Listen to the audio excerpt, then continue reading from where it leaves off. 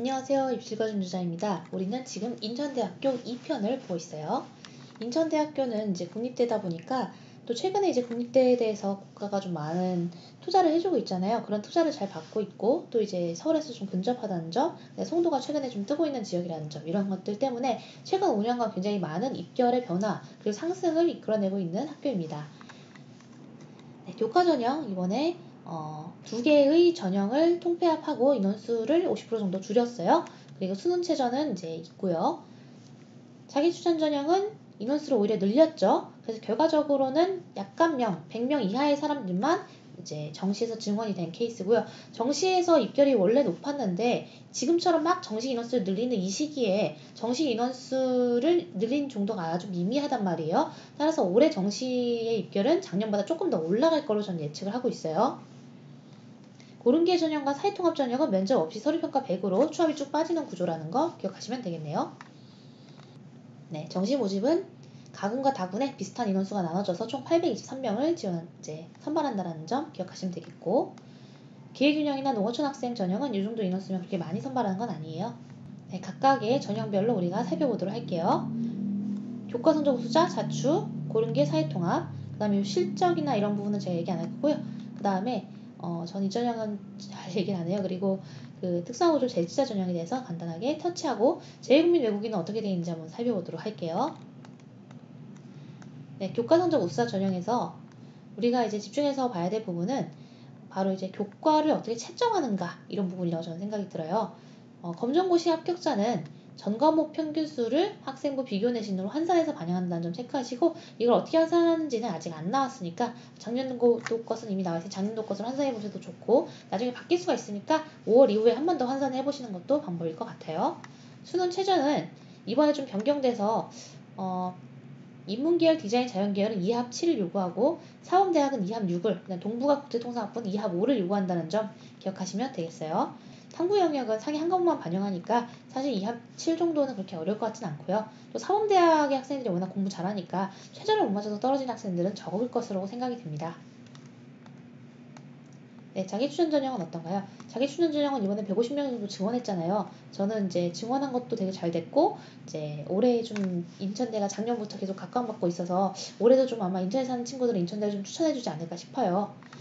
예전에는 작년까지는 사범대학이랑 동부가 국제통상학부는 5배수 면접을 봤는데 이번에는 이제 전체 인원수 자체를 늘리다 보니까 4배수 면접으로 바뀌었다는 점 여러분 꼭 체크하시고요. 3배수를 선발해서 70, 30을 하는 학종 기본형을 취하고 있고, 그래서 인천대랑 인하대는 둘 다 합격하는 경우가 좀 많이 있어요.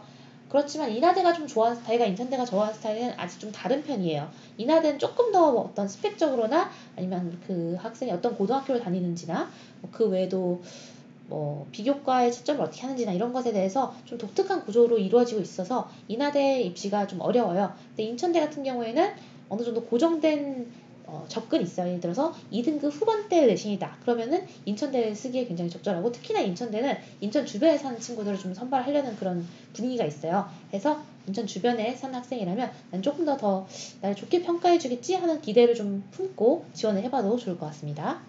학생부 종합 고른계 전형이고요. 고른계 전형은 국가보훈 대상자, 기초생활수급자, 그 다음에 농어촌이 합쳐져 있어서 보통 이제 이 차상위 계층이나 기초생활수급자랑 농어촌을 나눠 놓는 그런 전형을 저는 쓰라고 해요. 왜냐면 이렇게 합쳐져 있으면은 쓸 수 있는 학생들이 되게 많고, 농어촌이 요새 너무 많기 때문에 농어촌 학생들이 이제 차상위 학생들이 좀 밀리게 돼요. 이 점을 좀 고려하셔야 될 것 같아요. 사회통합 전형입니다. 사회통합 전형은 여러분들 잘 아시는 그런 직업군인이나 교정직, 소방직 이런 쪽에서 재직 중인 분들의 자녀들이 많이 쓰시는데요. 사실은 이 전형을 제가 상담을 많이 해봤는데 결과적으로는 일반 전형을 쓰게 되는 경우가 좀 많았습니다. 왜냐면은 사회통합 전형이라고 하는데 너무 인원수가 적어요. 그래서 좀 그 부분을 좀 더 고려해줬으면 좋겠다. 지금 같은 경우에는 특성화구조 재직자 전형은 너무 많은 티오가 나오고 사회통합 전형은 너무 적은 티오가 나오지 않나 싶어서 그 부분을 조금 건의를 해보고 싶은데 어떻게 해야 되나요? 청와대 게시판에 가서 쓸까요? 여기 보시면 백혈병 소아암 병력자도 여기 쓸 수가 있어요. 사회통합 전형 중에서 이제 이 백혈병 소아암 병력자를 넣는 경우도 있고 안 넣는 경우도 있으니까 잘 체크하시고, 제가 이런 케이스도 이제 같이 입시를 했던 기억이 있어요. 그래서 되게 저한테 인상 깊은 경험이었거든요. 이제 그 친구가 그 백혈병을 이제 굉장히 어려서부터 겪어서 이제 그 나아가는 과정이라든가 얼마나 힘들었는지나 이런 것들 저한테 한번 설명을 담담하게 해줬었는데 되게 충격도 받았고 굉장히 멋있어 보였던 기억이 있어요. 그러고 보니까 이제 어떤 장애라든가 병을 극복한다는 게 정말 대단한 일이라고 생각하는데 물론 이 영상이 나갈 땐 최근이 아닐 수도 있지만 최근에 그 아임뚜렛이라고 그 사기꾼 사기가 있었죠. 그 장애를 뭐 자기의 장애인을 약간 이제 장애인인 것처럼 뚜렛 장애가 있는 것처럼 해가지고 며칠 만에 수천만 원을 걸었죠. 그런데 이제 요거는 사기에 해당이 되지 않아요, 법적으로. 왜냐면 불법 영등사라든가 이런 건 충분히 인정이 되는데 사기로 인한 피해를 확인하기가 좀 어려워요. 그러니까 그 유튜브를 조회한 거, 시간 낭비 이런 것은 사실 피해로 보기가 좀 어렵기 때문에 결과적으로는 재산상 이익은 발생했는데 누군가의 피해가 발생하지 않았던 케이스인 거죠. 이게 어떤 감정이 상하고 충격을 받고 이런 것을 요 상황에서는 거의 이제 그 금전환산이 되는 그런 피해라고 봐주지 않기 때문에 결국 법적 처벌을 피하게 됐죠. 그래서 굉장히 머리가 좋은 사람이 생각이 들고 근데 그러면 안 된다고 생각해요. 그 사람은 본인이 머리가 좋아서 그 상황을 타개했다고 생각할 수 있지만 사실은 나중에 앞으로 이제 겹겹이 쌓여있는 것들 중에서 굉장히 많은 고생을 하게 될 거라고 전 단언할 수 있습니다. 그래서 이번에 아임뚜렛 사태로 인해서 너무 많은 사람들이 상처받지 않았으면 좋겠어요. 사실 저는 약간 마음에 상처가 됐어요. 왜냐면 되게 멋있는 사람이라고 생각을 했고 이제 어떤 장애를 극복하는 케이스를 제 학생들 중에서도 많이 봤고 저는 나이에 뭐 고저에 상관없이 그런 분들 너무 멋있다고 생각하는데 그런 부분을 좀 연기했죠. 좋은 연기였다고 해야 되나요? 네, 이 사회통합 전형은 다문화 가정의 자녀들이 주를 이룹니다. 해서 이쪽이 너무 나 부분이 너무 많기 때문에 또 다자녀도 많기 때문에 이런 직업군인이나 이런 소방식 교정직 자녀들이라고 해서 유리하지가 않더라고요. 그래서 이런 그 재직 자녀들 같은 경우는 제 생각엔 사회통합 전형보다는 일반 전형 쓰는 게 조금 더 유리할 수 있습니다. 왜냐면 여기 다자녀랑 다문화한테 밀려요. 인원수가 여기가 너무 많아서 같이 쓰니까.